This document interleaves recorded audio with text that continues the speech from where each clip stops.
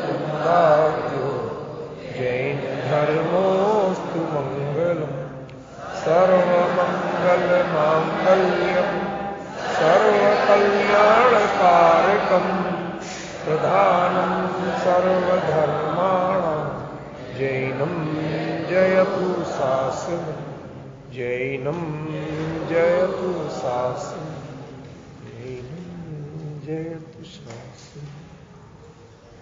धर्मानुरागी भाइयों बहनों, यह विषय आप लोगों ने मुझे दिया, इस विषय पर मैं चर्चा करूं, तो मैं आपके बीच में कुछ बिंदु लेके आया हूं। बहुत सारे जैनों को भी ये पता नहीं है कि जैन धर्म में मौलिक विषय क्या है, असली पहचान क्या है, क्यों जैन धर्म जाना जाता है। मैंने इस बारे में एक बार कविता भी लिखी थी, आप कहें तो बता भी सकता हूं। सत्य, अहिंसा, दया, ये सब अन्य धर्मों में भी है। झूठ नहीं बोलना, चोरी नहीं करना, ये सब अन्य धर्मों में भी है। तप, त्याग, दान, ये सब अन्य धर्मों में भी है। और वही बात आप करते, अपने आराध्य की पूजा पाठ करना, ये अन्य धर्मों में भी है। हिंसा नहीं करना, किसी को नहीं सताना, ये अन्य धर्मों में भी है। समझना, जैन धर्म जाना किस कारण से जाता है?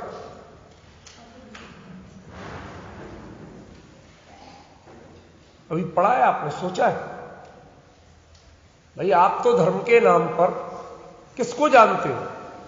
दया, दान, सत्य, सम्राट अशोक के शिलालेख में भी लिखा है। एक बार उसने कर्तव्य को धर्म कहा, बाद में कहता किंचु धम्मेति। धर्म क्या है? दया, दाने, सचे, सोचे, दया करना, दान देना, सत्य बोलना, शौच माने विचारों की पवित्रता रखना, इस सबको धर्म कहते हैं।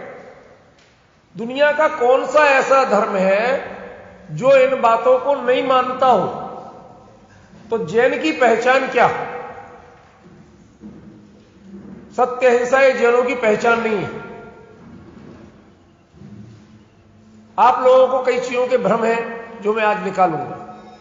अहिंसा परमो धर्म, ये जैनों का नारा है कि नहीं है? अरे मानते कि नहीं मानते? ये वाक्य जैनों का है ही नहीं, ये महाभारत के शांति पर्व में आया है। जैनों के किसी ग्रंथ में अहिंसा परमो धर्मा नाम का वाक्य नहीं है। ये बताने के लिए मैं ये नहीं कह रहा हूं कि जैन अहिंसा को परम धर्म नहीं मानते, मैं बाई सेंटेंस, बाई स्लोगन बात कर रहा हूं। बहुत सी चीजों के बारे में हमको भ्रम होता है कि ये तो हमारी अपनी मौलिकता है। ये चीजें मौलिकता नहीं है, ये तो प्राणी के सह अस्तित्व की मानसिकता है। जब हम साथ रहना चाहते हैं, जीना चाहते हैं, यदि सब एक दूसरे के दुश्मन हो, सब एक दूसरे की जान लेने के लिए पिस्तौल लेके घूमे, तो भाई साहब अपने कमरे से बाहर निकलने की हिम्मत नहीं होगी, खिड़की खोलने की हिम्मत नहीं होगी, जी नहीं सकते आप। समझ में आए ना? तनाव से खुद ही सुसाइड कर लोगे। इसलिए बहुत अच्छा तरीका है कि मनुष्य ने आपस में रहने के लिए अहिंसा के एक मार्ग को अपनाया। इसलिए अहिंसा जैन धर्म की पहचान नहीं है, इसको आप मानव धर्म कह सकते हैं। सब मनुष्यों ने अपनी, और यह भी ज्यादातर सुविधा के लिए। दूसरा, अहिंसा एक करुणा भाव, यह मनुष्य का स्वभाव भी है, मनुष्य का ही नहीं, जीव मात्र का। जैनाचार्यों ने कहा कि अहिंसा ये प्राणी मात्र का स्वभाव है। न मानो तो आप ब्लड प्रेशर की मशीन लगा के देख लो, हिंसा के परिणाम करो, क्रोध के परिणाम करो, छल प्रपंच के, चोरी के परिणाम करो, झूठ बोलने के परिणाम करो, आपका ब्लड प्रेशर डिस्टर्ब हो। और आप शांति से सच बोल दो, भैया ऐसी बात थी, सच बोल दो भैया ऐसी ऐसी स्थिति थी, क्यों आपको नहीं बिगड़ेगा। इसका मतलब ये जो बॉडी है ना, ये भी आपके पाप को स्वीकार नहीं करती। तो जो स्थूल बातें हैं, लोग कहते साहब ऐसा नहीं करेंगे तो क्या होगा, ये सब बेकार की बातें हैं। ये बातें किसी धर्म की असली पहचान नहीं। जैन दर्शन और अन्य दर्शनों में सबसे बड़ी विभाजक रेखा है तो वो एक है अकेली, और वह विभाजक रेखा है अकर्तावाद। सभी कर्ता मानते हैं, कोई ईश्वर को मानता, कोई अल्लाह को मानता, कोई मौला को मानता, कोई यीशु को मानता। जो देखो वो अपने इस आराध्य को कर्ता मानते हैं। वो जो करेगा सो उसकी मर्जी से हो। हमारे यहां एक बहुत बड़ा अज्ञान चल गया। कोई बीमार हो, कोई परेशान हो, जैनी भी बोलने लगे भगवान सब ठीक करेगा, चिंता मत करो भैया, भगवान पर विश्वास रखो। हमारे यहां भी पूजा पाठ की पद्धति चल गई। परेशानी है, एक विधान करा लो। क्यों होने लगा कि नहीं? क्या है ये? किसने कह दिया आप जैन हो? आप अपने धर्म का मूल नहीं जानते हो और आप अपने आप को जैन कहते हो। सही घटना बताता हूं आपको, आज से करीब 50 साल पहले की, और भी ज्यादा समय हो गया हो, जब सर्वपल्ली राधाकृष्णन भारत के राष्ट्रपति थे, तब की घटना है। सोच लो कितने साल हो। वो महाराष्ट्र के कोल्हापुर में जो जैन मठ है उसके किसी कार्यक्रम में गए। भट्टारक वहां के जो थे वो आए स्वागत करने, द्वार पे स्वागत हुआ, उनको तिलक लगा के आशीर्वाद देने का नंबर आया तो उन्होंने कहा भगवान आपका भला करे। भट्टारक जी ने कहा। राधाकृष्णन पीछे हट गए। कौन हो आप? जैन हो कि कोई और हो? ये सही घटना बता रहा हूं आपको, ये इतिहास है, ये कल्पनाएं नहीं है, किस्से नहीं है। कौन हो आप? जैन हो तो जैन का भगवान तो करता है नहीं किसी का। आपने कैसे कहा भगवान मेरा भला करे? कांप गए। भट्टारक जी ने कान छुए, माफी मांगी, साहब गलती हुई। आपको अपने धर्म पर यदि विश्वास है, श्रद्धा है, तो कर्तावादी दृष्टि है यदि आपकी, इसका मतलब है कि आपने जैन धर्म को जाने नहीं, आप अभी तक जैन बने ही नहीं। आप जानते हैं समय सार जैसा ग्रंथ लिखा क्यों गया? 9 तत्वों का वर्णन, 9 पदार्थ का वर्णन करने। 9 तत्व को तत्वेपि यदेकत्वम न मुंचति बोलते ना। भूदत्थेणा विगदा जीवा जीवाया पूर्ण पावम च आसव समरण निज्जर बंधो मोक्षोय सम्मतम। उसमें पूरा सिलेबस दे दिया एक गाथा में कि मैं इस समय सार में इन 9 पदार्थों का वर्णन करूंगा। बड़ी हिम्मत जुटाई, 2 पदार्थों का वर्णन कर पाए और गाड़ी पटरी से उतर गई। देखिए झूठ कह रहा हूं तो।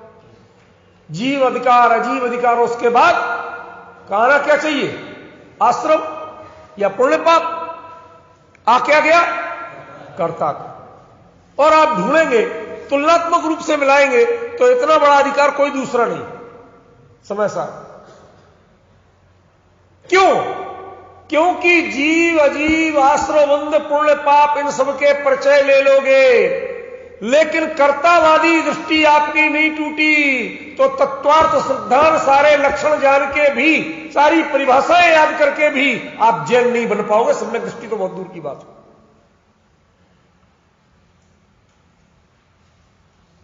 समझ रहे हो आप कितना बड़ा अंतर है? जो भगवान को कर्ता माने, जो एक द्रव्य को दूसरे द्रव्य का कर्ता माने, वो जैन ही नहीं है। शांति धारा होने से तुम्हारा कल्याण हो जाएगा, समाज में शांति हो जाएगी, ऐसा जो कहता है वो जैन ही नहीं है।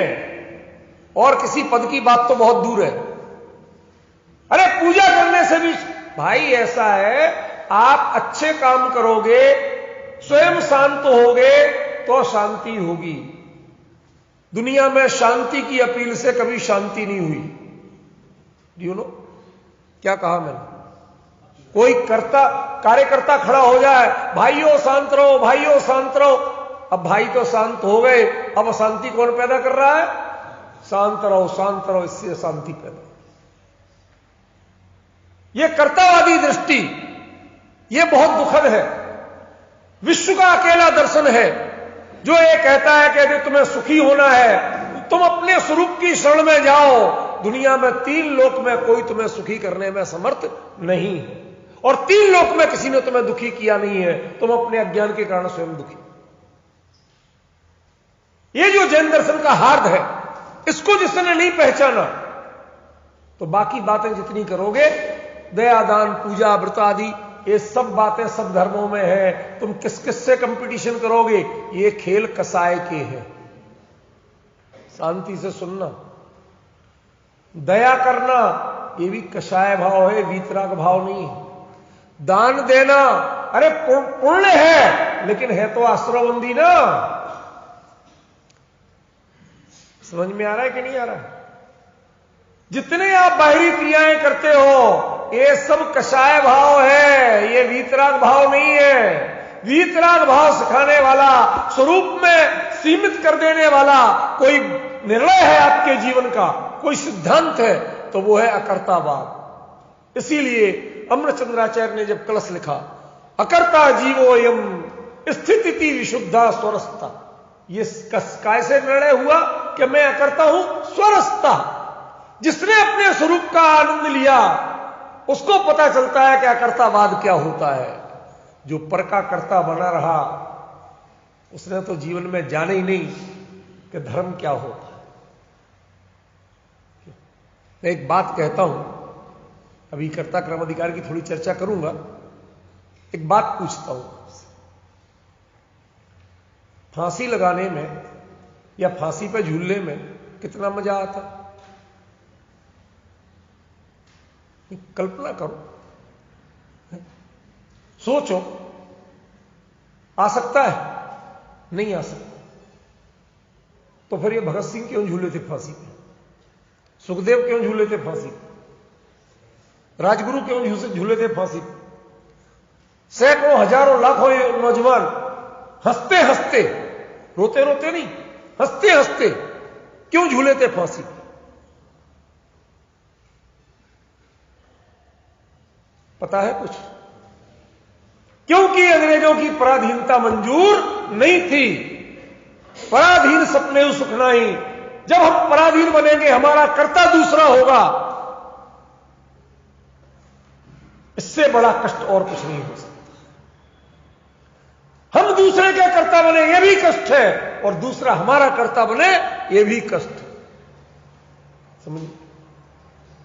परीक्षा में आपकी कॉपी मैं लिखूं, मेरी कॉपी आप लिखें।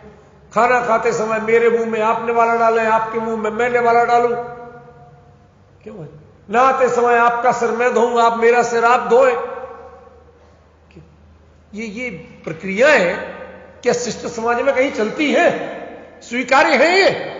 जब सब अपना अपना काम करें, तो वस्तु का स्वरूप जो बताए कि प्रत्यय होता स्वयं जगत परिणाम, मैं जग का करता क्या कर। दूर हटो प्रकृत परिणाम, सहजानंद रहूं अभिराम। आपको आनंद काय में मिलने वाला है। जब तक पर का कर्तावाद सिर पे है, तब तक जीवन में आनंद मिलने वाला नहीं है। अन्य दर्शन कहते हैं, मेरी शरण में आओ, मैं तुम्हें सुखी कर दूंगा। अरे जो तुम्हें हमारी आजादी छीन ले, वो सुखी क्या करेगा? तुम्हारे पास तो सुख का मंत्र ही नहीं है। सुख की काखा का नहीं जाना आपने। जो कहते हैं मेरी शरण में आओ, जैन भगवान कहते हैं अपनी शरण में जाओ तो सुखी होगे, किसी की शरण में आके आज तक कोई सुखी हुआ। कुंदकुंदाचार्य देव को देखिए, कर्ता कर्म अधिकार में इतनी परिश्रम किया, इतना परिश्रम किया, अकर्तावाद को सिखाया। फिर उसके बाद में आश्रव, संवर, पुण्य, पाप, निर्जरा, बंध, मोक्ष सारे अधिकार कह लिए, पर मन में तसल्ली नहीं हुई। कहीं ऐसा ना हो कि मैं मोक्ष को कर लूंगा, मुझे मोक्ष करना है, ये मानने लगे। आश्रव बंध है तत्व है कि नहीं? अरे बोलो ना, है। इसी का नाम है कर्तावाद, मूर्खता। अरे तुम अपने स्वरूप को उपादेय करोगे, उसमें जाओगे तो छूट जाएंगे। छोड़ना क्या है? छोड़ने की वृत्ति, इसका मतलब तुम कर सकते हो, किया भी तुमने और छोड़ा भी तुमने, दोनों में कर्ताभाव। यह समस्या उनके दिमाग में आई तो अंत में एक सर्व विशुद्ध ज्ञान अधिकार मिलती है। वो भी पार्ट 2 कर्ता कर्म अधिकार है, वो कोई सर्व विशुद्ध ज्ञान अधिकार नहीं है। वो समझ गए ना? आजकल जैसे पिक्चरों में सिक्वल चलते ना, ये 1 और ये 2, वो पार्ट 2 है कर्ता कर्म का। जो जो बातें उन्हें लगी कि अभी रह गई हैं, ये जीव दुनिया का कर्ता ना बने, लेकिन मैं अपने भावों का कर्ता तो हूं। अरे कर्तापने का विकल्प ही जहर है। किसका कर्ता? जब तक कर्तापने का विकल्प रहेगा, यह विकल्प तुझे कभी चैन से जीने नहीं देगा। एक काम करना, छोटा सा मेरी एक सलाह मान लो और प्रैक्टिकल करके दिखा दो तो मैं आपका बड़ा उपकारी रहूंगा। मैं कर नहीं पाता हूं, बहुत कमजोर व्यक्ति हूं। आप लोगों में शायद बड़े बड़े समर्थ हैं। कोटा नगरी तो शूरवीरों की नगरी है, हाड़ौतियों की नगरी है। हाड़ौत प्रदेश कहलाता नहीं है? चलो आपसे एक छोटी सी मदद मांगता हूं। मुझे सोना है, मुझे सोना है, मैं सोऊंगा, मैं सोऊंगा, ये चिंतन मत छोड़ना और सो के दिखा दो।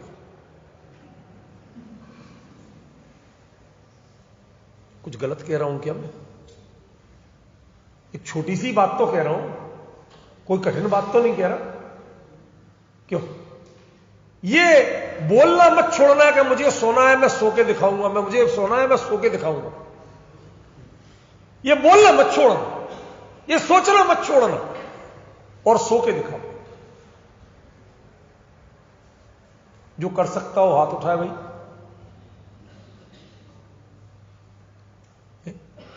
कोई स्त्यान वृद्धि का धनी हो, समझे? किसे कहते हैं स्त्यान वृद्धि? पंडित जी किसे कहते हैं? ये पता कहां है। दरअसल एक चीज ध्यान रखना, जो दूसरों को निर्देश देता है वह नेतृत्व हमेशा असफल होता है।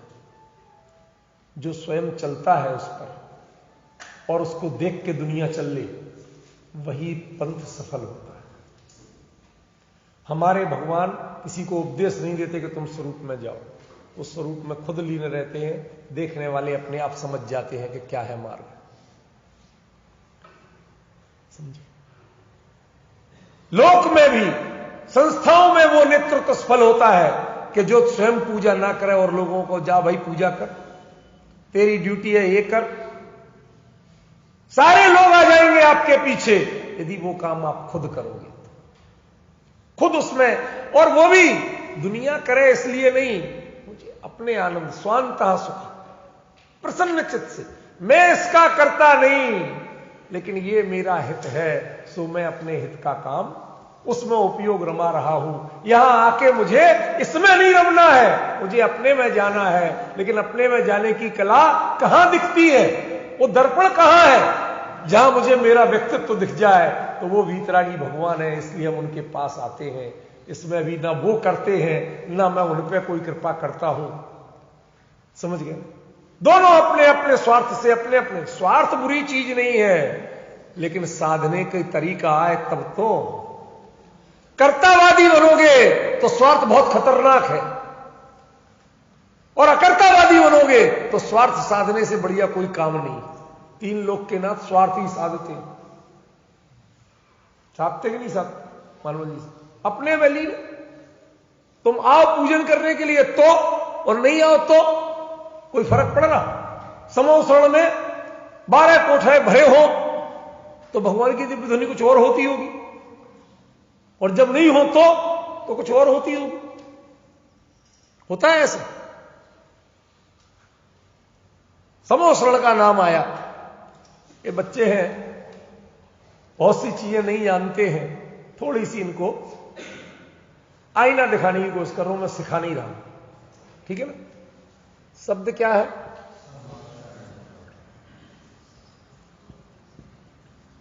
सही है ना?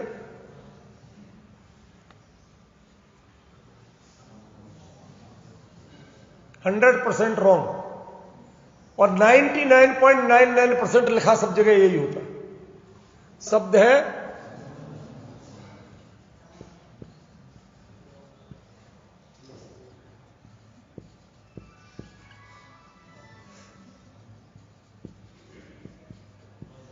क्या लिखते हो आप? बताइए। अवसर लिखते हो कि अवसर? जहां सभी को समान अवसर है, जिसको अपना कल्याण करना करो, अपने में जाना जाओ, और लड्डू कचौड़ी खा के जाना तो भी जाओ, मना थोड़ी भाई। वहां पर कल वृक्ष लगा रखे हैं, जिससे जो चाहिए आपने ले, खाओ पियो, जाओ, नाचो गाओ, नृत्यशालाएं, नाट्यशालाएं, सारे ऐब की चीजें समोसरण में होती। जिसको जरा भी परके कर्तावाद की रुचि है, भोग की रुचि है, संसार की रुचि है, वो भगवान तक पहुंचते ही नहीं, पहले ही अटक जाते। समझे? सबको समान अवसर है, मना ही किसी को नहीं है, कहीं पेमेंट नहीं करना, सब टोटल फ्री। समझे? और जिसको जो लेना, जितना लेना वो लो, धर्म लाभ लेना तो लो और कर्म लाभ लेना तो लो। समान अवसर है, इसलिए उसका नाम है समवसरण। जिसको सम्यक दर्शन लेना, सम्यक दर्शन, मुनि दशा लेना, मुनि दशा लो। आपके परिणामों की पात्रता से होगी, भगवान किसी को दीक्षा देते नहीं। आप उनको साक्षी मानो तो मानो, लेकिन वो आपके प्रति आशीर्वाद का हाथ तक नहीं उठाते। आप सुन के दंग रहेंगे कि जिन आमनाय में कोई साधु हो, और साधु हो के यदि वो आशीर्वाद मुद्रा का चित्र खिंचवाए, बनवाए अपना, तो पाप का भागी है। क्यों?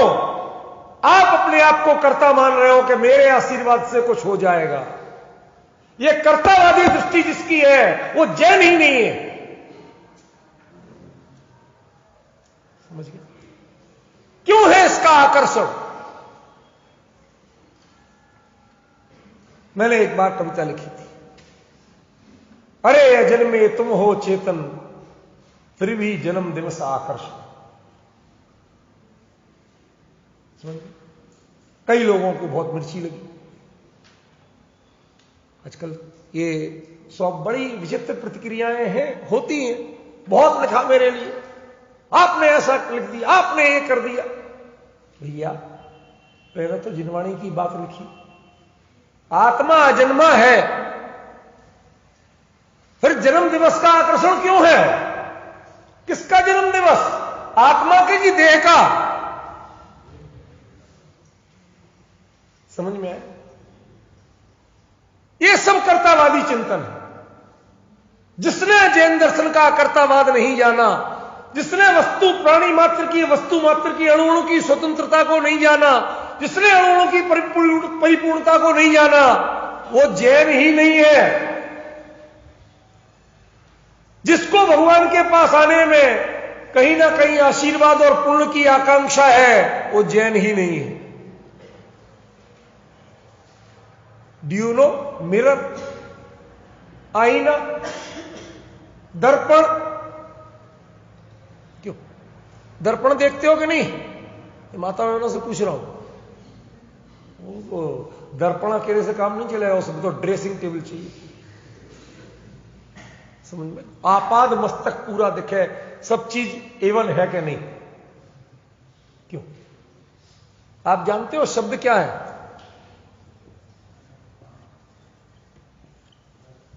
ये है ना, ये नाम क्यों पड़ा? ये आपको अकल देने वाली चीज है। ये शब्द है, इस ना को ना हो जाता है रा के कारण। दर्प ना, घमंड मत करो, इतराओ मत।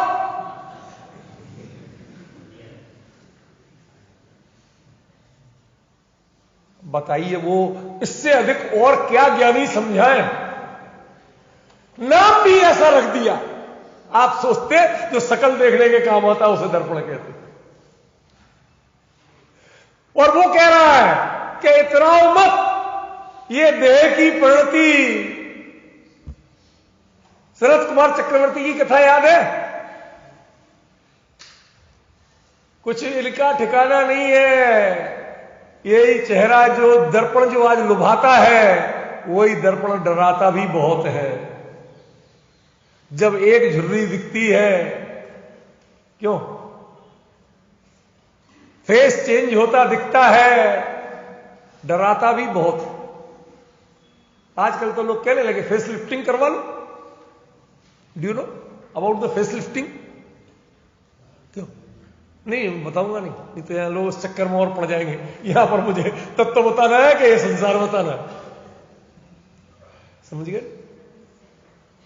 स्किन में ढलाव झुर्रियां ना दिख जाए, वो दिखने लगे तो दर्पण डराता है। और दुनिया मोहित हो ऐसा चेहरा दिखे तो दर्पण लुभाता है। जबकि दर्पण दोनों स्थितियों में कहता है दर्प ना, तुम्हें ना हीन भावना करने की जरूरत है, ना घमंड करने की जरूरत है। क्यों? जा पुद्गल पर जाए उपजी बिन से फिर खाई।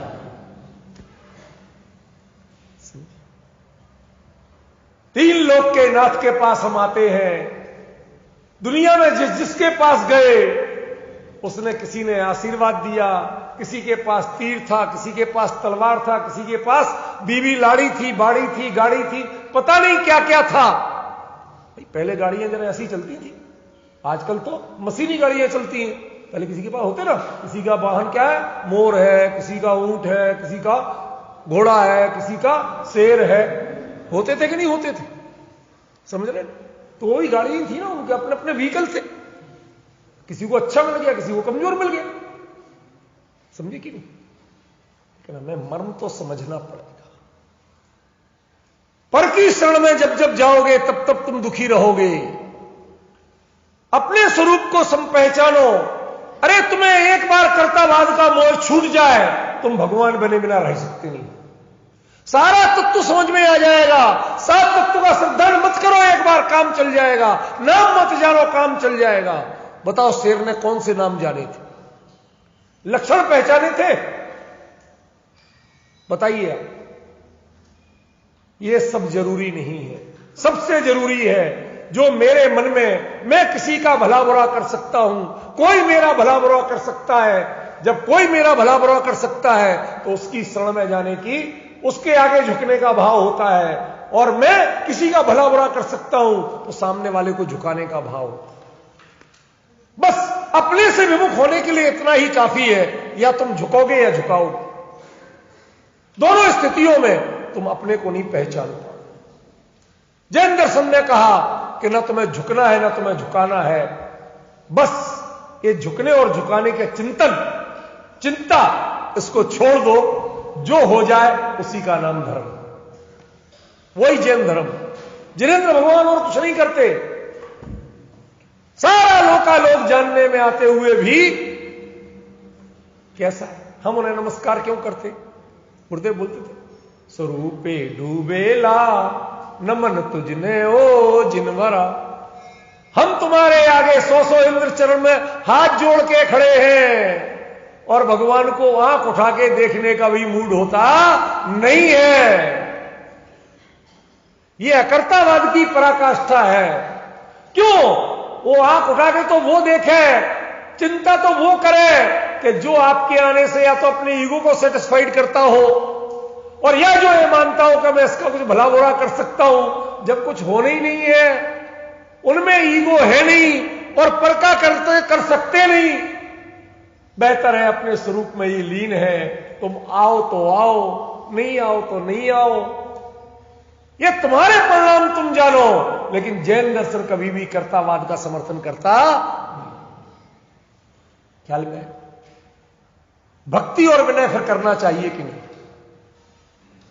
फिर जितनी जैन दर्शन धार्मिक जो बाहरी आचरण है, जिसे सदाचार कहते हैं, वो करना चाहिए कि नहीं? मैं कई खतरनाक प्रश्नों को लेकर बात कर रहा हूं और जो बताऊंगा आप में से बहुत सारे लोगों को बहुत पीड़ाएं होने वाली हैं।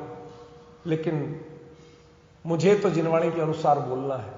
मैं आप लोगों के चेहरे देख के बोलने वाला नहीं। जहां जाता हूं वो सब लोग पछताते हैं कि हमने बहुत बड़ी गलती की इस आदमी को बुलाया।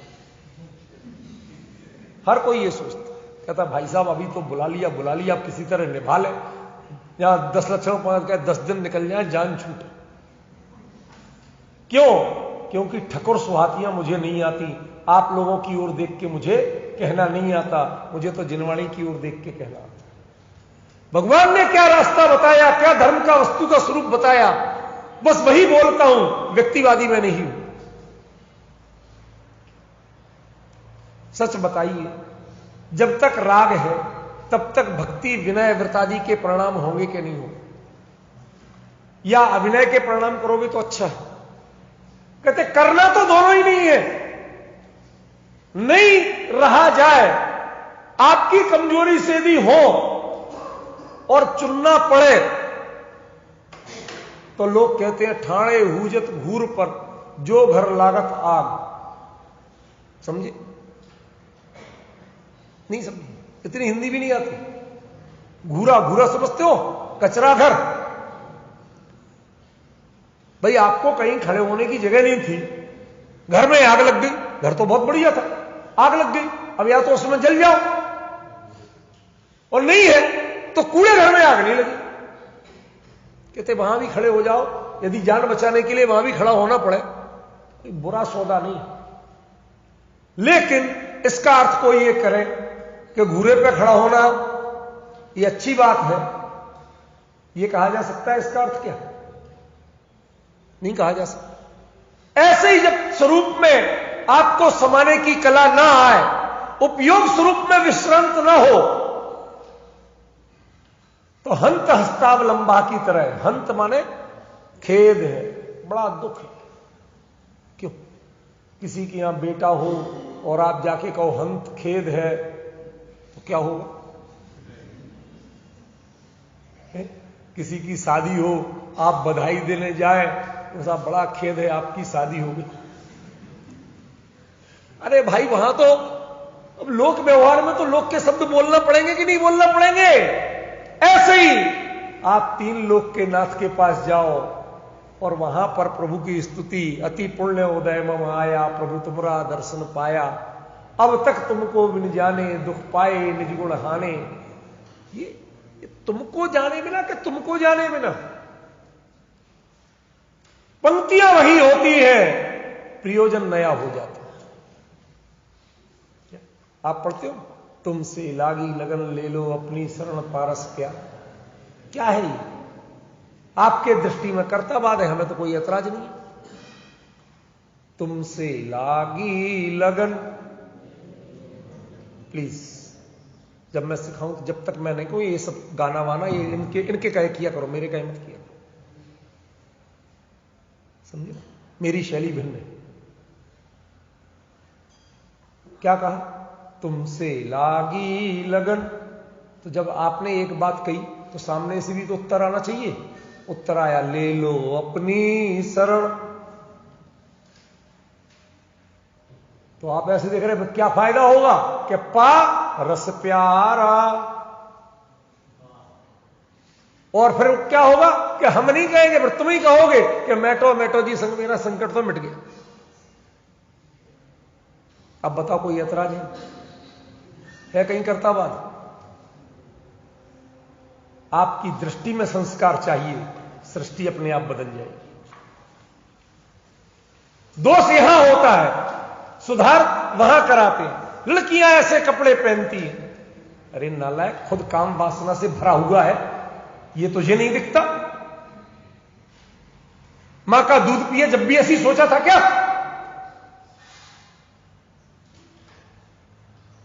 उसने छाती खोल के दूध पिलाया जब तो तुझे कोई ऐतराज नहीं हुआ। और अब तुम जरा जरा सी बात पे कहते हो, दोष है आपकी दृष्टि का, सुधार चाहते हो सृष्टि में। यही है कर्तावाद का सबसे बड़ा भूत आपके सिर पर सवार। मैं अश्लीलता का समर्थक नहीं हूं, मैं मर्यादा के विरुद्ध पहनावे का समर्थक नहीं हूं, लेकिन यहां जो बात बताना चाहता हूं वो दृष्टिकोण कुछ भिन्न है। समझे ना? बहुत गजब की बात है। हमारे यहां विनय ये मिथ्यात्व जैसा पाप भी है, विनय संपन्नता जैसा महान पुण्य भी है, और विनय तप भी है सो धर्म भी है। हमें पहचानना पड़ेगा हम कर क्या रहे हैं। जब विनय में कर्तावाद घुसता है तो वो पाप है। भगवान की पूजा करते बाबूजी ने लिखा, किंतु अरे ओ छलिया क्या है तुझे ज्ञात है, पूजा करते तुझे विषय का ब्याल डस गया। समझे क्या होता है ब्याल माने? सांप, काला नाग। पूजा करते दिखावा है कि हम भगवान की पूजा कर रहे हैं और मन में संसार की लालसाएं जग रही हैं। पूजा करते तुझे विषय का व्याल डस गया, जहरीला नाग डस गया। अब तुझे यदि मुंह से झाग निकल रहे हैं तो मैं क्या करूं, चक्कर आ रहे हैं तो मैं क्या करूं, तेरा दिमाग घूम रहा है तो मैं क्या करूं। गड़बड़ी तो वहां हुई है। पूजा यदि उसमें कर्तावाद घुस गया तो वह मिथ्यात्व जैसा महापाप है। समझे? जब उसमें गुण ग्रहण की भावना रह जाए कि आप जैसे गुण मेरे में प्रकट हो, तो विनय संपन्नता जैसा महान पुण्य है। और जब भगवान की ओर देखा, आप कैसे कर रहे, हम वैसे कर रहे। दुनिया में एक नटवर लाल नाम का महाठग हो, नाम सुना हो? वो इतना एक्सपर्ट था, एक जज साहब से कहा कि महाराज आप अपना निर्णय लिख दो, जो लिखना। अब जज लिख रहा, वो उनके पेन कैसे घूम रहा वो देख देख के पूरा उसने बनाया, सिर्फ एक शब्द जोड़ दिया, साइन भी उनके स्टाइल में ज्यों के त्यों। अब वो दोनों पहुंचे, कहते साहब बताओ कौन सा आपका है और कौन सी आपकी राइटिंग नहीं। अब जज का भी माथा घूम गया, साइन हूबहू, सारी राइटिंग हूबहू, एक जगह इसे दंड दिया जाए, इसे दंड ना दिया जाए, ना जोड़ दिया।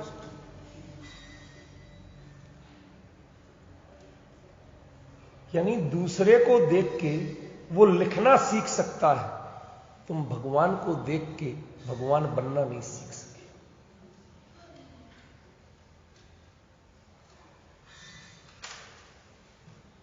संसार की नकल करोगे तो ठग कहलाओगे, भगवान की नकल करोगे तो भक्त कहलाओगे।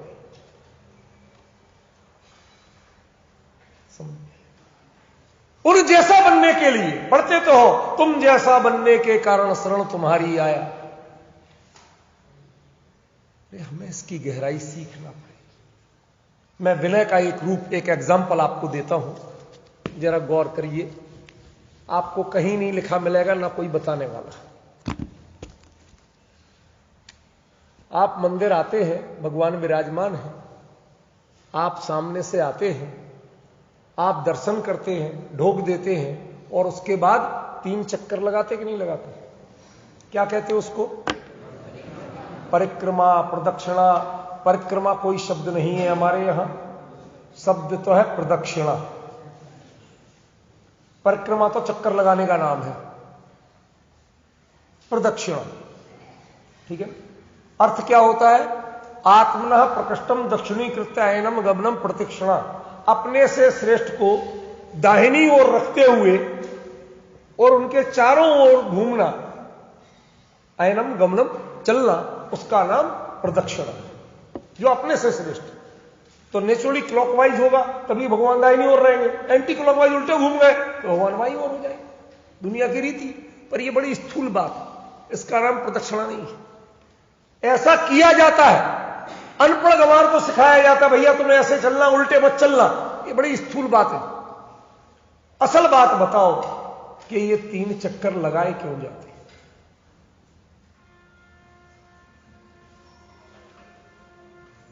बताएंगे कोई? ये लोग ज्यादा धार्मिक होते, इससे पूछ रहे क्यों क्यों लगाए जाते? क्या है मतलब? आजकल घृत मिथ्यात्व के केंद्रों में जाइए, 3 की जगह 9 लगा रहे, 9 की जगह 108 लगा रहे। जाओ महावीर जी को ढेर मिलेंगे, पढ़े लिखे बेवकूफ, समझे कि नहीं? क्या है ये? कभी हमने समझा कि 3 ही क्यों लगाना? क्या लो साहब, श्रद्धा ज्ञान चारित्र क्यों? कृत कार्य अनुमोदना क्यों? हमारे यहां तो वो है तुक्केबाजी, संख्या में जो मिल गया वैसे 3-4 गतियों से छूटना, कुछ ऊट पटांग कुछ भी, धर्म कर्म भाव कर्म नो कर्म से छूटने के लिए। अरे ऐसे तुक्केबाजी तो बहुत मिल जाएंगी। तथ्य बताइए। ये तुक्केबाजियों का नाम धर्म नहीं है, ये विद्वत्ता नहीं है। फैक्ट पे बात कीजिए। चक्कर लगाए क्यों जाए और 3 क्यों लगाइए? मनमल जी, जादू होने वाला है, स्वरूप में मत जाइए, थोड़े यहीं रहिए। बड़े ज्ञानी लोगों के साथ ये बड़ा खतरा होता है। वो स्वरूप में लीन हो जाते, हमें छोड़ जाते। अरे साथ लेके चलो भाई। गार्ड बाबू को छोड़कर ट्रेन चली जाए तो खतरा नहीं है, लेके तो चलना पड़ेगा ना। सुनो, ये कभी कभी प्रमाद की स्थिति बनती है तो अपन हल्का फुल्का बोल लेते हैं, कोई ऐसा उद्देश्य नहीं। प्रश्न वहीं का वहीं है, 3 चक्कर क्यों लगा? कभी सोचा प्रदक्षिणा लगाने का तरीका क्या है? आज बताता हूं। सीख गए तो आप समझेंगे कि जैन दर्शन में गहराई कितनी है। नॉर्मली भगवान पूर्व मुख विराजमान होते, नॉर्मली। यहां उत्तर मुख है, नॉर्मली पूर्व मुख विराजमान, क्योंकि यहां पूर्व मुख करते तो गेट की ओर पीठ हो जाती, इसलिए उन्होंने उत्तर मुख की। समझ गए? जहां भी भगवान विराजमान है तो आपका मुंह कहां है? पश्चिम की ओर है कि नहीं है? ठीक है ना? लेकिन हमारा मुंह किसकी ओर है? पश्चिम की ओर का भगवान की ओर। समझ गए? अब हम चले, दर्शन कर लिए, फिर इसके बाद हाथ जोड़े। हाथ जोड़ करके हम जब मंदिर में आते हैं तो मुक्ता शुक्ति मुद्रा में आते हैं, और जब प्रदक्षिणा होती है तो वंदना मुद्रा में होती है। क्या मतलब है? मुक्ता शुक्ति मुद्रा ये होती है और वंदना मुद्रा ये होती है, चिपकी हुई। अरे मंदिर आओगे तो कुछ लेके आओगे कि खाली आता होगे? तो ये मुद्रा तो रहेगी कि नहीं रहेगी? समझ रहे ना? और जब चढ़ा लिया तो समझ गए? सिंपल से फंडे है, कोई कठिन बातें नहीं है। अब आपने हाथ जोड़े, अब आपकी भावना थी कि मैं 3 लोक के जितने कृत्रिम कृत्रिम जिन चैत्यालय हैं उन सबकी वंदना करूं। पढ़ते हो? कृत्ता कृत्रिम चारु चैत्य निलयान नित्यम त्रिलोकी गतान वंदे भावन व्यंतरान द्युतिवरान स्वर्गामरा वासगान। पढ़ते कि नहीं पढ़ते? ये जिन वंदना का अनिवार्य अंग है। एक के माध्यम से अनंत की वंदना करना, अनेक की वंदना करना, ये उसका पार्ट है। क्यों? जैन भगवानों में चिन्ह आप बना लो, उनसे भेद कर लो, आकार से और स्वरूप से भेद होता। समझिए? अन्य मतियों के जाओ, जितने हर भगवान शकल से और शस्त्र से पहचाने जाते हैं, जैन भगवान यदि पैर पे चिन्ह नहीं हो नीचे आसन पे, तो चाहे उनके स्वरूप को देख के आप भेद नहीं जान सकते ये कौन से भगवान। जो पार्श्वनाथ वगैरह ही कहते हैं ना, बाहुबली पार्श्वनाथ, ये सब गड़बड़, तो अपवाद स्वरूप मुद्राएं बनती हैं, वरना तो अनंत अवस्था में ऐसा कुछ होता ही नहीं। ना फड़ावली होती है ना बेल होती है। समझे कि नहीं? चलो उस विवाद में नहीं पड़ते हैं। आप गए, अब आपने भगवान के दर्शन करने के बाद उनके निमित्त से उसी मंदिर में खड़े खड़े 3 लोक के कृत्रिम कृत्रिम चैत्यालयों की वंदना करनी है, तो भाई चलना तो पड़ेगा, बिना चले तो नहीं होगी। खड़े खड़े हो जाएगी। चलने लगे, सामने गए। पश्चिम दिग्विदिगंतरे के केवली जिन साधु सिद्ध साधुगण देवा तान चरणान हम वंदे।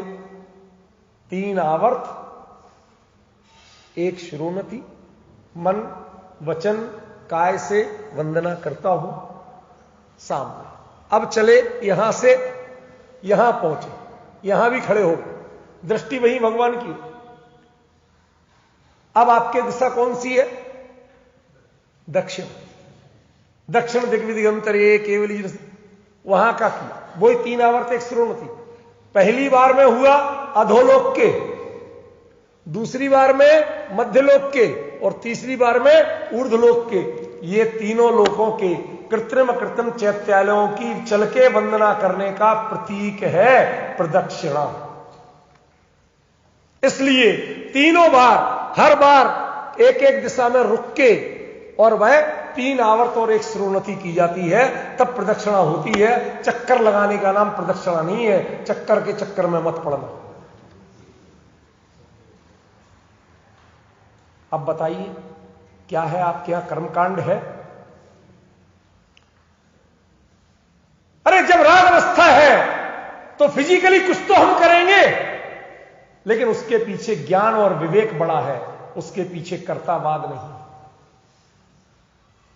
एक के दर्शन किए, उनसे बहुमान आया, ऐसे जितने मिलेंगे उन सबका बहुमान जगेगा कि नहीं जगेगा? समझिए क्या करते हो आप? आज तक किसी ने प्रदक्षिणा की? अरे जब आप स्वयं को ही नहीं जानते, अपनी विधियों को नहीं जानते, तो दूसरे को जैन धर्म क्या सिखाओगे? पहले खुद तो सीख लो।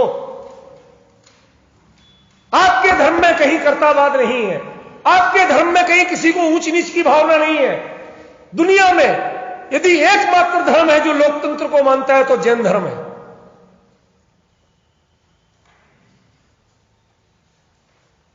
क्यों? सभी आत्माएं बराबर हैं, कोई छोटी बड़ी नहीं। जो अपना पुरुषार्थ करे वो भगवान बन सकता है। लोकतंत्र में इसके अलावा और बचा क्या? बाकी सब तो कहने के कानून हैं। लोकतंत्र तो अकेले एक चीज का नाम है, जहां अंधा हो, कोड़ी हो, लूला हो, लंगड़ा हो, उसका एक टांग वाले का वोट वो राष्ट्रपति के वोट के बराबर है। राष्ट्रपति के 2 वोट नहीं गिने जाते, और एक टांग या एक आंख वाले का आधा वोट नहीं गिना जाता, पूरी गिना जाता। गरीब भिखारी हो और मुकेश अंबानी हो, वोट की कीमत कितनी? लोकतंत्र मानता है कोई छोटा बड़ा नहीं है। अन्य सभी कहेंगे कि तुम नीचे बैठो, मैं ऊपर बैठता हूं। जैन दर्शन कहता है सभी आत्माएं बराबर है, कोई छोटी बड़ी नहीं। ये लोकतंत्र जिसकी आत्मा में बसता है, जिसने दुनिया को लोकतंत्र सिखाया। आप जानते हो भगवान महावीर जहां पैदा हुए थे वो क्या था? लक्ष्मी गणतंत्र था, लोकतंत्र था वो। वहां जितने सदस्य थे, सांसद, वो सभी राजा कहलाते थे। राजा माने एक, जैसे आप सांसद कहते हो, समझ गए ना? ऐसा नाम था। राजा माने राजतंत्र नहीं था। इसलिए जब हम देखते हैं उनके कारण कोई जैन धर्म में लोकतंत्र आया, ये नहीं कह रहा हूं। ये तो जैन धर्म का मूल है। सभी आत्माएं बराबर है, कोई छोटी बड़ी नहीं है। कोई किसी का भला बुरा नहीं कर सकता। जो होगा वो तुम्हारे अपने परिणामों का फल तुम्हें भोगना है, अच्छे करो या बुरे करो। समझ में आया? दूसरा पॉइंट, स्वावलंबी साधना। क्यों? कोई थाली लगा के दे दे, कोई झाड़ू लगा के दे दे। आपने कभी रत्नगढ़ सरबकाचार पढ़ा? सदक्षुदा जी की टीका, उसमें मंदिर की वैयावृत्ति भी कही गई। भाई साहब, दिल्ली में मंदिर बना संयोग से, जो भी कॉलोनी में, हमने आज तक कोई झाड़ू लगाने वाला नहीं रखा। हम श्रावक स्वयं ही 90% तो मैं खुद, वो काम भी मैं ही करता हूं। फिर कपड़े बदल के, बर्तन धोना, पानी छानना, प्रासुक करना, सामग्री बनाना, प्रक्षाल करना, पूजा करना, बाद में बर्तन मांज के रख के। 100 लोग भी आ जाए, चलो भैया करो, सबका सामग्री बनवा देंगे, और 1 घंटा पहले आएंगे, सब करो। लेकिन हमने मंदिर के लिए नौकर नहीं रखे। आप कहें आकार छोटा है बड़ा, मैं किसी आपके बहस में नहीं पड़ रहा, मैं कॉन्सेप्ट बता रहा हूं। आप जानते हैं, ये व्यवहारिक बात बता रहा हूं, कोई उसका तात्विकता से लेना देना नहीं है। लोक में जिसे कहते हैं निमित्त नैमित्तिक संबंध, उसकी बात बता रहा हूं। प्रभावना योग बनता कैसे? सरदारों में गुरुद्वारा बनेगा। सरदार कोई धर्म नहीं है, सिख कोई धर्म नहीं है मूल में, ओरिजिनल। आप गुरु ग्रंथ साहिब पढ़िए, उस समय प्रचलित जितने धर्मों की बातें थी सारी उसमें दी हैं। करीब करीब 300 से ऊपर तो गाथाओं के अनुवाद हैं जैनों के। समझ में? कई बार गुरुद्वारों में बोला हूं, सब जगह जाके बोलता हूं, मुसलमानों की मस्जिद में जाके बोलता हूं, मुझे क्या अंतर पड़ रहा? सुनाना तो मैं यही समय सार सुनाता हूं, वहीं भी दूसरा नहीं सुनाता। और उनकी गाथा, उनकी कुरान की आयतें मिला मिला के सुनाता हूं। पहले उनकी आयत बोलता हूं, कहते भैया जो तुम ये कहते हो ना, इसका मतलब ये होता है, देखो हमारे यहां ये लिखा। और इसको डिटेल में जानना, तुम्हारे यहां उत्तर नहीं है, इसको डिटेल में जानना तो जैन बन जाओ, जैन में आ जाओ, समय सार पढ़ो, आगे पीछे का सारा पता चल जाए।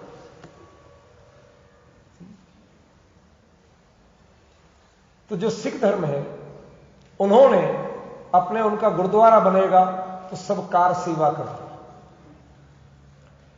उनके यहां झाड़ू लगाने वाला मंदिर में कोई दूसरा नहीं होता, पोंछा लगाने वाला दूसरा नहीं होता, उसकी बैयावृत्ति वो स्वयं करते हैं। आज दुनिया में सबसे कम होते हुए भी, सबसे बाद का धर्म होते हुए भी दुनिया भर में डंके की चोट फैल रहा है, समझिए। और आप पैसा खर्च करके करते हो दुनिया का, उसके बावजूद आप में सिवाय आपसी झगड़ों की और कुछ नहीं। क्यों? क्योंकि उसकी मर्यादा जो मूल था, जो उसकी विनय और वैयावृत्ति थी, वही आपने छोड़ दी। आप नौकरों पर आश्रित हो। बहनों की साड़ी की फॉल खराब होती है, फॉल माने वो नीचे लगती वो फॉल नहीं, जो प्लेटें गिरती ना उसको भी तो फॉल कहते ना। देखना मेरी साड़ी की फॉल ठीक है कि नहीं। हम तो अपने घर में देखते रहते हैं, वो बेटी से कहती है, देख बेटा जरा अभी ठीक गिर रही, फॉल की नहीं गिर रही। तो अपनी बातें बता रहा हूं, आप लोगों पर कोई कमेंट्स नहीं कर रहा, समझे। हमें इन सब पे खतरा लगता है। यदि आप में विनय पूर्ण की भी भावना है तो भाई कम से कम आपके परिणामों में तो झलकनी चाहिए, आपकी वृत्ति में तो झलकनी चाहिए। भोजन करते हो, केसर असली भरपूर, क्यों? खीर बनाते हो, पीली होती कि नहीं होती? लेकिन मंदिर के चावल पीले नहीं होते। केसरिया भात खाने भोग के लिए बनेगा तो बिल्कुल केसरिया होगा, और भगवान की पूजा के लिए बनेगा तो उसमें केसर ढूंढते रह जाओगे। ये विडंबनाएं हैं क्यों? ये परिणामों में कातरता, ये कमजोरी है क्यों आपके? घबराहट क्यों लगती है कि घट जाओगे? एक और तीन लोग के नाथ कहते हो, आराध्य कहते हो, पूज्य कहते हो, और उसके बाद पूजा में भाजी मारते हो। क्यों है ये? आपके परिणाम आपका भविष्य बताते हैं। आप कितने भक्त हो, वो आपके परिणाम ही आपकी चुगली करते हैं। या तो बिल्कुल स्वावलंबी रहो, आओ सब आओ, अपने अपने कपड़े बदले, अपनी सामग्री लिए अपने करके। हमारे यहां तो घर से लेके आते, मंदिर में खाली धोते थे, समझ में? अपने पीसी बनाई, भाव से पूजन की, अपने बर्तन धोए। बर्तन तक हमारे यहां घर से लेके आते हैं। दिल्ली में नहीं कह रहा हूं, बुंदेलखंड में कई लोग घर से अपना सेट लेके आते। किसी पर काम नहीं देना, किसी से नौकरी नहीं कराना, स्वावलंबी जीवन प्रवृत्ति वह जैन धर्म का मूल है। जैन मुनिराज वह किसी से सेवा नहीं कराते। लोग कहते हैं वैयावृत्ति तो करेंगे साहब। अरे वैयावृत्ति किसका नाम होती है? मालिश कराने का नाम वैयावृत्ति है क्या?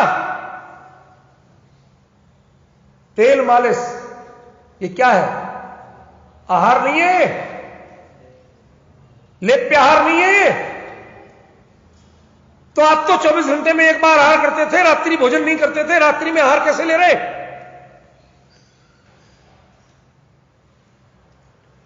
अनंत स्वावलंबन का नाम है जैन दर्शन, जैन साधना, जिसमें किसी से इतना काम करने को नहीं कहा जाए, किसी की पराधीनता नहीं रखी जाए।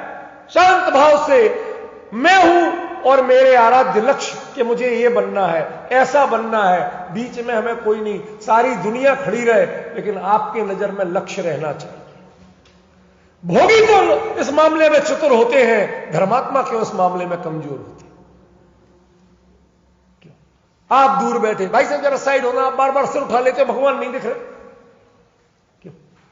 और वो हमारा बिहारी कवि है, वो बड़ा बड़ा चालू आदमी था। वो लिखता है, कहत नटत रीजत खिजत मिलत खिलत लजियात भरे भोन में करते हैं नैनन ही सो बात।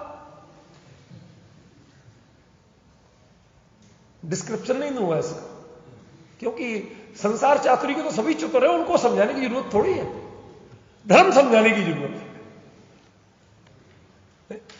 भरे भोन में करते हैं नैनन ही सो बात। भोगी बात कर सकते हैं तो योगी बात क्यों नहीं कर सकते? संसार चातुरी के चतुर भोग कला के लिए अपने आप को एक्सपर्ट मानते हो, ज्ञानी मानते हो, और धर्म के मामले में अरे साहब हम तो अज्ञानी जीव है। काय के अज्ञानी जीव है? आत्मा अनंत ज्ञान स्वभावी है, छल करना छोड़ दो। एक बार नजर भर के देखो तो सही। कलकत्ता गया मैं, वहां 10 लाख छल का जो पहला रविवार पड़ता है, उसमें वो लोग बड़े बाजार में सारे पंडितों को बुलाते हैं, एक बड़ा आयोजन करते हैं। बुलाया मुझे, मैं भी चला गया। मैं तो चौरंगी टेरेस पे गया था 10 लक्षण में, वहां बुलाया, चला गया मैं। अब वो लोग समाज के लोग, अरे प्लीज देखो आप, हमारे कितना गजब का मंदिर है, कितने भक्ति वाले श्रावक हैं। गए अंदर मंदिर में, साहब 5 प्रतिमाएं सोने की, इतनी स्फटिक की है, इतनी चांदी की है, इतनी पंचधातु की है, 3 तो रत्नों की है। पंडित जी देखिए कहीं, चुपचाप रहा, कुछ नहीं बोले। अब मुझे बोलने का 5 मिनट टाइम दिया गया। मैंने कहा भाई साहब, मैं आपके यहां आया था भगवान के दर्शन करने, आपने समाज के लोगों को लगा दिया, लेकिन उन्होंने मुझे भगवान के दर्शन नहीं कराए। क्यों? हमारे भगवान ना तो सोने के होते, ना चांदी के होते, ना पत्थर के होते, हमारे भगवान तो वीतरागता के होते। आपकी नजर में जब तक सोना चांदी पत्थर स्फटिक बना रहेगा, इसका मतलब है कि आपने अभी भगवान को जाना नहीं। आपको पता है, आपके धर्म की विधि है कि जब एक बार ले आए, उसके बाद जीवन में कभी ये मोल नहीं बता सकते कि कितने की आई थी प्रतिमा जी। यदि आपको बोलने का भाव आ गया, अनंत पाप का बंध है। अब वो भगवान बन गए, मोल नहीं लगा सकते। 3 लोग की संपदा चरणों में पड़ी रहती है तो अभी मिट्टी है। गुरुदेव श्री का जीवन देखिए आप, बड़े से बड़ा सेठिया, अब जो पति, और छूटते ही कहते बड़ी धूल से ढोस से। कभी इसके मर्म को जान पाया कि क्या कह देते? ये कर्तावाद का भूत उतार दो, ये पैसे का बड़प्पन छोड़ दो। पंडितों से भी कहना चाहता हूं, पंडिताई का बड़प्पन छोड़ दो। कितने सीनियर, कितने बुजुर्ग, इस अभिमान में रहना छोड़ दो। क्यों? क्योंकि जैसे बहुत से परिचय होते हैं, वैसे एक परिचय का नाम है प्रज्ञा परिचय। कष्ट है, आफत है, बला है, मुसीबत है। यदि आपके दिमाग में यह है कि मैं कितना बड़ा पंडित हूं, कितना बड़ा ज्ञानी हूं, कितना जानता हूं, कितने ग्रंथ याद है, किस पद पे हूं, इस अहंकार में चढ़ा हुआ है, तो बर्बाद कर रहा है अपने आप। समझ में? ये बहुत खतरनाक खेल है जीवन में। दुनिया को जैन धर्म समझाने के पहले खुद समझने की कोशिश कर। सबसे ज्यादा नुकसान जैन धर्म की प्रभावना में बाधा पड़े हैं तो वो अनाड़ी लोग पड़े हैं, जिन्हें खुद पता नहीं है, खुद जानने की चेष्टा नहीं की और दूसरे को उपदेश देने चल देते। समझिए, पहले खुद तो पहचानो। आज दर्शन की विधि नहीं आती, पूजन की विधि नहीं आती, किसका उद्देश्य क्या है ये नहीं आता। समझिए, और हम उसके बाद में समाज की पंडिताई करने चल गए। ये बहुत बड़ी विडंबना है। दूसरों में दोष नहीं देखना और अपने दोष सुधारने की बात। निज गुण रूप पर अवगुण। ये मर्म है बहुत बड़ा। कर्तावादी दृष्टि रहेगी तो दूसरे का दोष दिखेगा या पैसा दिखेगा, बाहरी चीजें दिखेंगी, आत्मिक गुण पर नजर नहीं जाएगी। समझ गए? भगवान सोने के दिखेंगे, क्यों सिमंदर स्वामी काय के हैं? स्फटिक के ना ऊपर।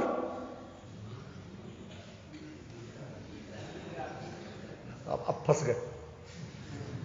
आधों ने हाँ की, आधों ने लगी, झटके में तो बोल गए, फिर कहते अरे राम राम, ये तो फंस गए, गलत आदमी से बोल दिए। समझने की कोशिश करो। कब तक बचोगे? जब तक आपकी नजर में वो बने हुए हैं स्फटिक के, तब तक वीतरागी सर्वज्ञ विरहमान तीर्थंकर नहीं हो सके। जानते हो विरहमान तीर्थंकरों को अलग से अलग क्यों चढ़ाते? वहां हमेशा चौथा काल रहता, कभी वहां पंचम काल नहीं आता, कभी मोक्ष का मार्ग नहीं रुकता।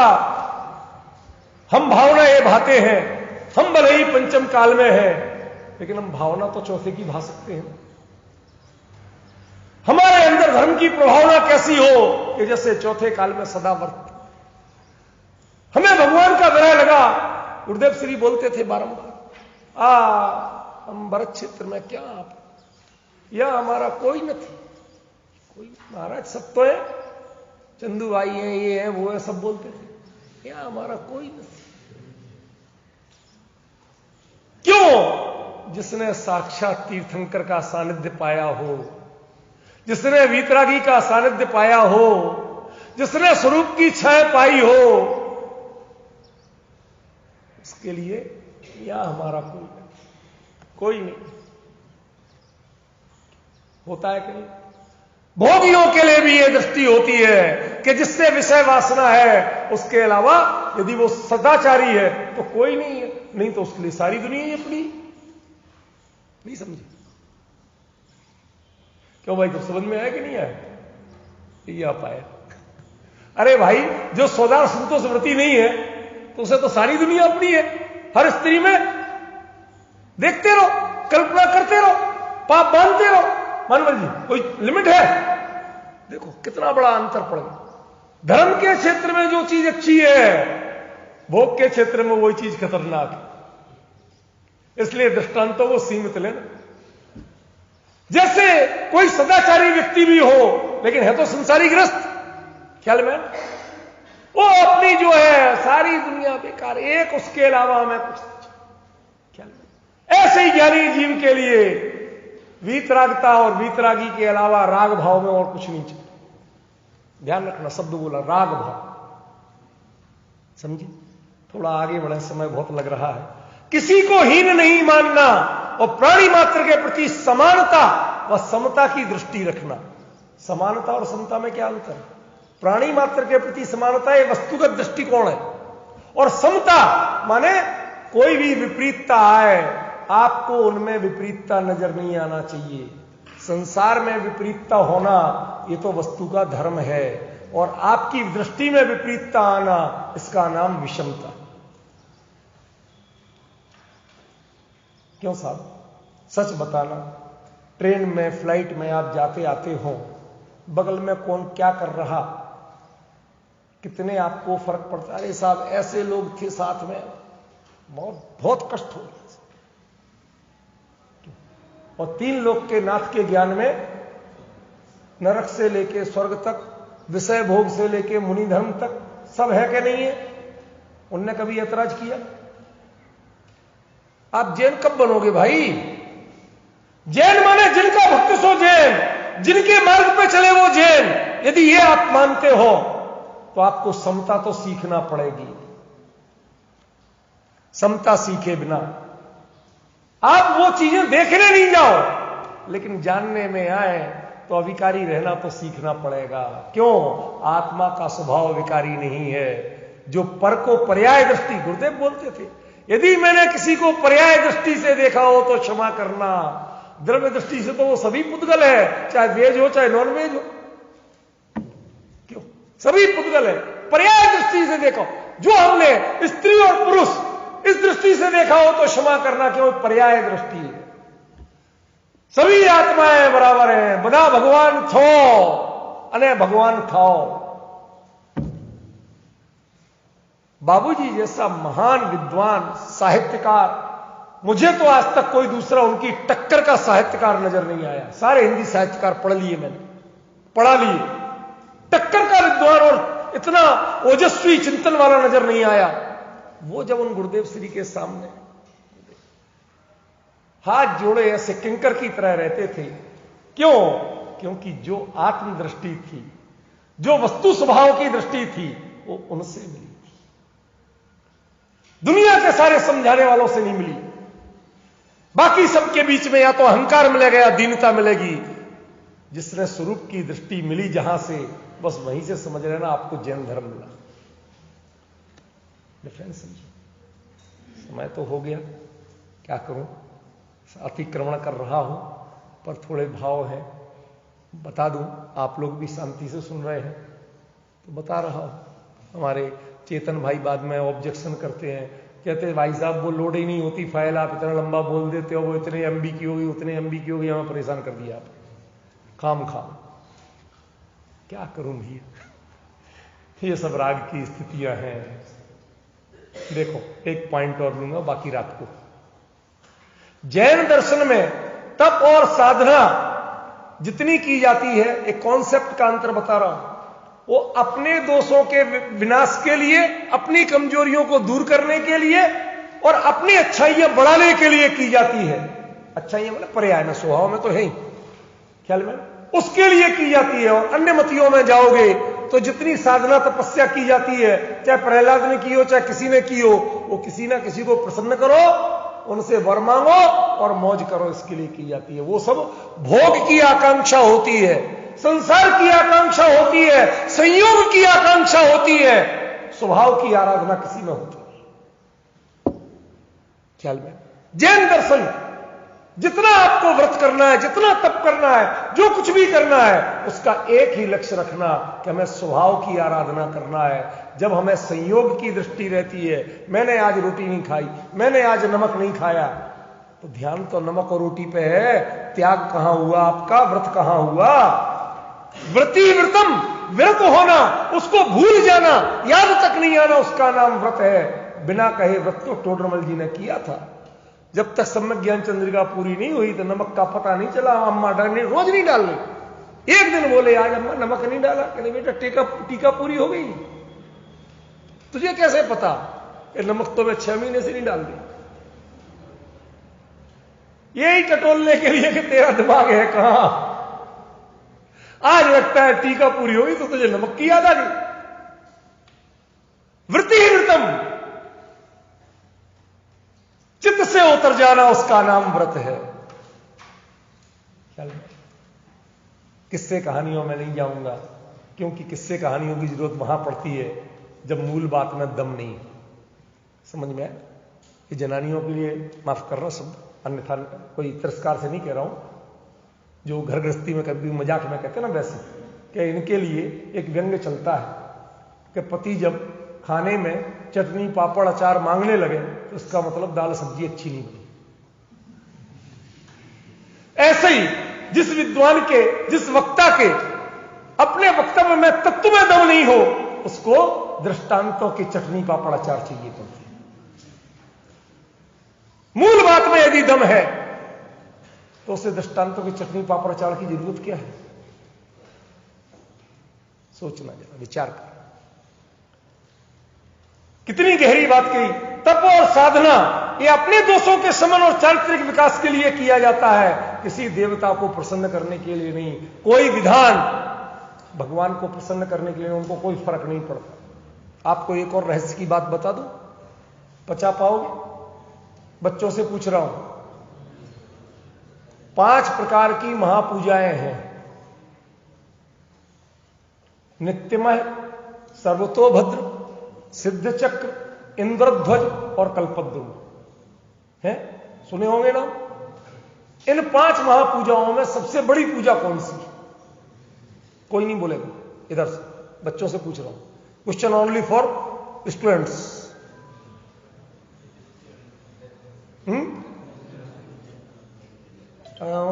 कर रहे तो हमें समझ में क्या है?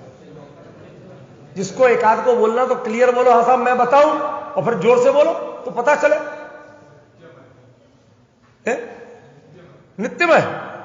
माने जिसमें नित्यमय कौन सी कहलाती है? पहले यही बता दूं।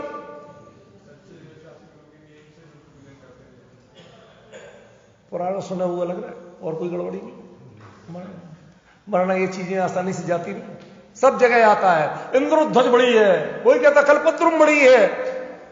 समझ में है ना? क्यों? इतने बड़ा मांडला, इतने लोग, इंद्र प्रतिष्ठा जी, और वो जो रोज आप सबसे कम समय देके पूजन करते हैं, सबसे कम आरंभ परिग्रह में पूजन करते हैं, नित्य नियम देवशास्त्र गुरु पूजन जो कर रहे हैं, और जो सामने मूल नायक की कहते ये सबसे बड़ी पूजन है, सबसे पहली पूजन है, सबसे महान है। क्यों? ये जीवन शैली है। मिले ना रोटी भरे ना पेट, कहते कि नहीं कहते? जीवन उस जैसे दुनिया की भाषा में वो रोटी से चलता है, पकवानों से जीवन नहीं चलता। पकवानों से चटकारे लिए जा सकते हैं, पेट नहीं भरा जा सकता। चतुरपंथी की जा सकती है, पेट नहीं भरा जा सकता, स्वास्थ्य नहीं रखा जा सकता। ऐसे ही आपके जीवन में जो धर्म का पार्ट है वो नित्यमय है। लेकिन आजकल हमने एक बड़ी बात देखी, जो मंदिर बनवाते वो पूजन नहीं करते, जो पूजन लिखते वो पूजन नहीं करते। क्यों? हमने तो लिखी, हम क्या करें?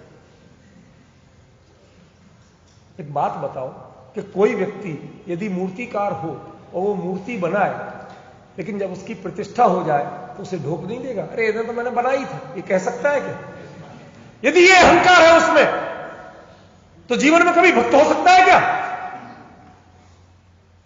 तो ये कैसे साहस होता हो जाता लोगों का? हमने तो लिखी, हम तो करता है उसको, और नियम पाठ पढ़ाते हो कर्तव्यवाद का। कर्ता कर्म दीवार पर प्रवचन करते हो, वो कहते मैंने तो लिखी, हम क्या पूजन करें? अरे यदि अच्छी लिखी गई थी तो भावपूर्वक पढ़ो ना, विचार करो ना। जैन धर्म में आरंभ और परिग्रह कम से कम और भावों की विशुद्धि ज्यादा से ज्यादा, उसको धर्म माना गया। व्यवहार में, निश्चय में नहीं, समझे ना?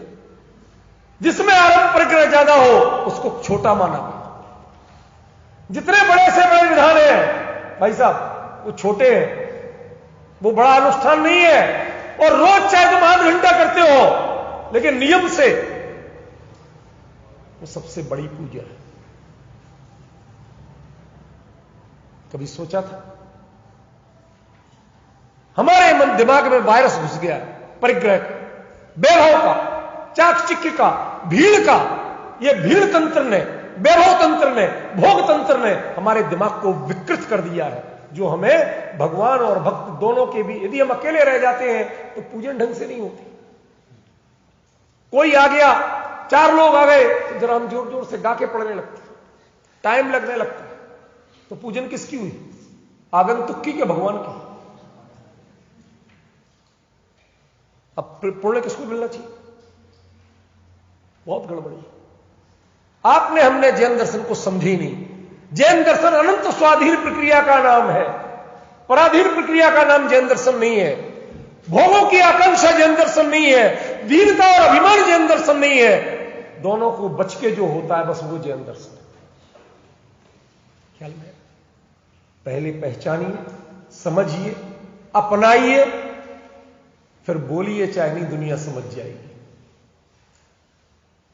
लेकिन समस्या तो यही है कि हमने ना पहचाना, ना समझा, ना आत्मसात किया, सीधा बोलना शुरू कर दिया, सीधे पंडित बन गए। एक आखिरी बात कहकर समाप्त करूंगा। आचार्य सिद्धसेन के ही वचन है, वो लिखते हैं, दैव घातम च वदनम आत्मा यत्तम च पौरुषम श्रोतारा संति सर्वत्र निर्लज्जा को न पंडित। कहते पंडित बनना है, हमें कोई तरीका बताओ, जड़ी बूटी बताओ। तो उन्होंने कहा, देव खातम च बदलम, भाग्य से, देव माने भाग्य, भाग्य से आपको संगी पंचेंद्री पना मिला, मुंह रूपी गड्ढा मिला, बोलने की इंद्री मिल गई। देव खातम च बदलम आत्मा एकदम च पौरुषम, जीवी तो हिलाना और करना क्या है? श्रोता रसंति सर्वत्र, इस दुनिया में ऊट पटांग बातों के भी श्रोता मिल जाते। वो बंदर का नाच दिखाता है, बंदर अपनी बंदरिया को लेने जा रहा है, डमरू बजा। अरे काय की बंदरिया, काय का क्या? तुम पढ़े लिखे हो कि? उस सारे लोग घेर के देख रहे होते, ताली बजा, बचाओ बच्चों को, दो हाथ की ताली, सब बजा रहे। स्थिति है जब मंच पर बैठ के अपरिग्रह महाव्रत के धारी बोलियां लगवाते हैं, नाच देखते हैं, नेमी कुमार की बारात निकालते हैं, हमें लगता है कोई मदारी बंदरों के खेल दिखा के तालियां बजा रहा है। क्या खेल हो गया है? अरे भाई, अपने पद की गरिमा पहचानिए। आपका ज्ञान ध्यान तपो रखता तपस्वी सा प्रशिष्यति, वो माना जाता है। हमारे यहां बोलियां लगने लगी, नीलाम कर रहे हो धर्म को क्या? मालमल जी, मंदिर बना, यावत जीवन की प्रतिज्ञा है, मंदिर में कभी बोली नहीं लगेगी, जरूरत नहीं बताई जाएगी, जरूरत नहीं बताई, क्या जरूरत है? कभी रसीद कट्टा नहीं, कोई दान नहीं लिया, एक छोटी सी गुल्लक रखी कि डालना डालना, नहीं डालना मत डालना। लोगों ने कहा भाई साहब चलेगा कैसे? मैंने कहा चलेगा, मैं चलाने वाला कौन होता हूं? इतनी भावना है कि तुम अपना हिसाब करने वाले करो, जिस दिन जो खर्चा कम पड़े सीधे मेरे नाम डाल देना, हो ले लो, खत्म कर। कितना पड़ेगा हम पूछते ही, जो हो बता देना, हम तुमसे हिसाब नहीं पूछे। हम तो सौभाग्य मानेंगे जितना ज्यादा हमें मिल गया मौका उतना अच्छा। कभी आज तक बोली नहीं लगी। और हम किसको दे रहे हो? गुरुदेव कहते थे परिग्रह पाप छे, पैसा परिग्रह छे, पैसा परिग्रह पाप छे, अने पैसे वाला। उन्होंने तो बता दिया, ए बराबर बी बराबर सी बराबर सब बता दिया। और हम उस पैसे के आधार पर सारी गुणवत्ता बना रहे हैं।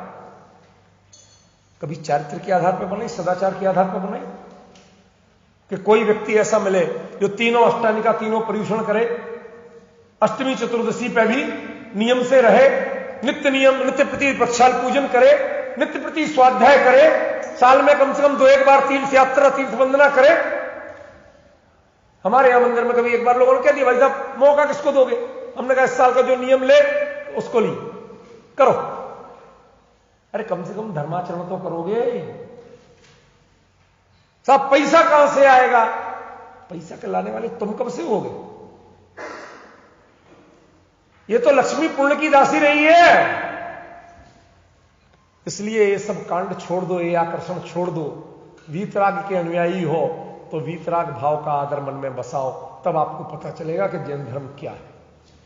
जब तक खुद नहीं समझोगे दूसरे को समझा नहीं पाओगे। ख्याल में कई विषय बाकी हैं। बच्चों के प्रश्न हमने लिए थे, कोशिश करूंगा कुछ दोपहर में और कुछ रात को उनका भी उत्तर दूंगा जो प्रासंगिक होंगे। हर कोई अपने उत्तर की अपेक्षा नहीं रखे। जो बिल्कुल ही डाउन दी ट्रैक है उन बातों को हम जिनवाणी की चर्चा में नहीं ले सकते, ठीक है ना? जिनमें होगी दम उनके उत्तर सारे आ जाएंगे।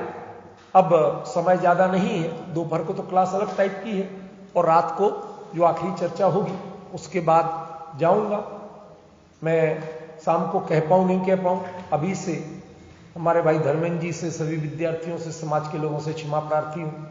शब्द आपको बुरे तो लगते हैं, कई बार टोकते हैं, लेकिन मैं इसलिए नहीं टोकता कि ये मेरा ईगो सेटिस्फाइड करना है, इसलिए कि सभा की कोई मर्यादा है। हम कैसे पढ़ें, कैसे उठें, कैसे बैठें। श्वेतांबरों का एक ग्रंथ है उत्तराध्ययन सूत्र, उसमें एक चैप्टर आता है विनय सूत्र। उसमें गाथा है, कहम चरे कहम चिट्ठे। हम मंदिर में जाएं, गुरु के पास जाएं, स्वाध्याय करते हो, कैसे उठें, कैसे बैठें, कैसे बोले, एक एक चीज को कहते ये आपके विनय की मर्यादा है, ये सीखना पड़ेगा, अन्यथा हम उद्दंड कहलाए। तो हम उद्दंडता से बचाने के भाव से कहा। मैंने कोई पर्सनल ईगो सेटिस्फाइड करने के लिए नहीं कहा। आप लोग विचार करना, फिर भी बुरा लगा हो तो भैया मैं तो प्रतिदिन सोने के पहले नियम है मेरा, क्षमा वाणी रोज करता हूं। अपने हृदय से सबको क्षमा, सबसे क्षमा।